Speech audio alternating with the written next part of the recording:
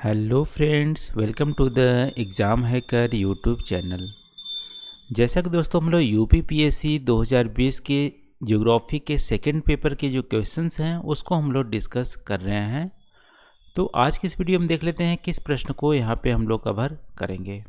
तो आज का क्वेश्चन यहाँ पे describe in detail the natural and cultural diversities found in India. Bharat में पाई जाने वाली प्राकृतिक एवं सांस्कृतिक विविधताओं का विस्तार पूर्वक वर्णन कीजिए। तो आपसे यहाँ पे पूछ रहा है कि इंडिया में नेचुरल और कल्चरल डाइवर्सिटी कौन कौन सी है, उसका थोड़ा सा डिटेल में आपको यहाँ पे मेंशन करना है। ठीक है, तो यहाँ पे आपको पता होगा नेचुरल फैक्टर्स हमारी गवर्न करती है जो ह्यूमन मेड नहीं होती है। कल्चरल में हमारी कल्चर यानी कि ह्यूमन मेड जो फैक्टर होती है, जैसे हमारी लैंग्वेज हो गया और हमारी कस्टम रीति रिवाज हो गया या हमारी खान पान हो गया, ये सब चीज़ें कल्चरल में हमारी आती है।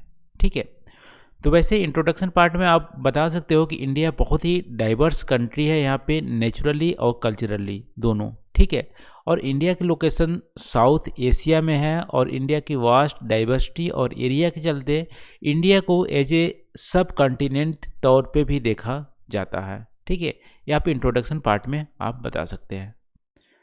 अब नेचुरल डाइवर्सिटी की बात आती है, यदि आप बॉडी पार्ट में आप लिखते हो नेचुरल डाइवर्सिटी में, तो नेचुरल में सबसे पहले आप बताओगे कि मैप की सहायता से आप बताओगे कि इंडिया एक तरह से रिलीफ, नेचुरल में आप सबसे पहले बताओगे रिलीफ की डाइवर्सिटी है।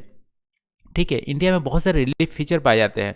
कौन कौन सी आप देखोगे, इंडिया में तो हिली एरिया भी है, माउंटेनियंस भी है, डिजर्ट्स भी है। आप एरिया बता सकते हो डिजर्ट्स कहाँ कहाँ पे है। इसके अलावा हमारे प्लेन एरिया भी है, हमारी कोस्टल एरिया भी है, इसके अलावा आइलैंड्स भी हैं। ठीक है, तो इस तरह से हमारी रिलीफ फीचर में बहुत ज़्यादा डाइवर्सिटी पाई जाती है। तो नेचुरल में सबसे पहले रिलीफ फीचर की डाइवर्सिटी बताएंगे, फिर अब बताएंगे यहाँ पे क्लाइमेटिक की भी डाइवर्सिटी पाई जाती है। इंडिया में हर तरह से क्लाइमेट देखने को मिलते हैं। ठीक है, ट्रॉपिकल से टुंड्रा टाइप की क्लाइमेट देखने को मिलते हैं। अब हिमालयन रीजन में आप देखोगे तो टुंड्रा अल्पाइन वेजिटेशन भी मिलते हैं और वहाँ पे टुंड्रा क्लाइमेट मिलता है। ट्रॉपिकल क्लाइमेट हमारे मिलते हैं आपको सदर्न इंडिया में। ठीक है, सब ट्रॉपिकल क्लाइमेट भी मिलते हैं, हमारी टेम्परेट क्लाइमेट भी मिलते हैं। तो क्लाइमेटिक कंडीशन के भी डाइवर्सिटी इंडिया में देखने को मिलती है। ठीक है, यहाँ पे डिजर्ट टाइप का क्लाइमेट भी मिलता है। फिर आप देखोगे नेचुरल में तो वेजिटेशन की भी बहुत सारे वैरायटीज़ पाई जाती है। ट्रॉपिकल से अल्पाइन वेजिटेशन तक हमारे मिलते हैं। ठीक है, डिजर्ट वाले वेजिटेशन भी मिलते हैं। तो वेजिटेशन की हमारे यहाँ बहुत सारी डाइवर्सिटी है। इसके अलावा हम देखोगे तो सॉइल की भी डाइवर्सिटी पाई जाती है। इंडिया में बहुत से तरह के सॉइल पाए जाते हैं, रेड सॉइल, ब्लैक सॉइल। ठीक है, और हमारी फॉरेस्ट सॉइल और मार्सी सॉइल, सब टाइप के यहाँ पे सॉइल पाई जाती है।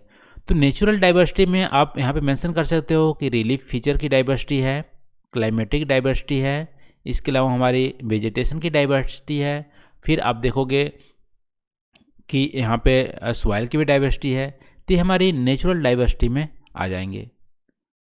फिर आप देखोगे कल्चरल डाइवर्सिटी की बात करते हैं। तो कल्चरल डाइवर्सिटी में ह्यूमन मेड हमारी जो भी कल्चर जो स्पेसिफिक फैक्टर्स हैं उसमें भी डाइवर्सिटी पाई जाती है। जैसे कि यहाँ पे कल्चर डाइवर्सिटी में देखोगे तो हमारे यहाँ क्योंकि आर्किटेक्चर भी एक तरह से कल्चर का पार्ट होता है, तो डाइवर्सिटी ऑफ आर्किटेक्चर है। पुराने ज़माने में देख सकते हो जो हमारी टेम्पल्स हैं वो द्रविडियन स्टाइल से भी बनते हैं, नागरा स्टाइल से बनते हैं। ठीक है, तो इस तरह से आर्किटेक्चर में डाइवर्सिटी इंडिया में देखने को मिलती है। और पहनावे क्लोथ में भी डाइवर्सिटी देखने को मिलती है। यहाँ पे धोती, कुर्ता, साड़ी, टर्बन, शेरवानी, सलवार, इसके अलावा बहुत सारे यहाँ पे क्लोथ की आपको पहनावे में भी वैरायटी देखने को मिलती है इंडिया में। ये हमारी कल्चर का पार्ट आ जाएगा। फिर इसके अलावा देखोगे तो इंडिया में बहुत ही डाइवर्स फूड कल्चर है। ठीक है, क्लोथ कल्चर तो है ही, फूड कल्चर भी है। यहाँ पे बहुत वैरायटी की फूड पाई जाती है, जैसे दाल हो गया, राइस हो गया, इडली हो गया, डोसा हो गया। ठीक है, छोले भटूरे ETC आप बहुत सारे यहाँ पे मेंशन आप कर सकते हो। इसके अलावा इंडिया में बहुत सारे रिलीजन की भी डाइवर्सिटी पाई जाती है। हिंदुइज्म, मुस्लिम, सिख, ईसाई, ये सब चीज़ की यहाँ पे डाइवर्सिटी पाई जाती है। इसके अलावा इंडिया में कस्टम ट्रेडिशन की भी डाइवर्सिटी पाई जाती है।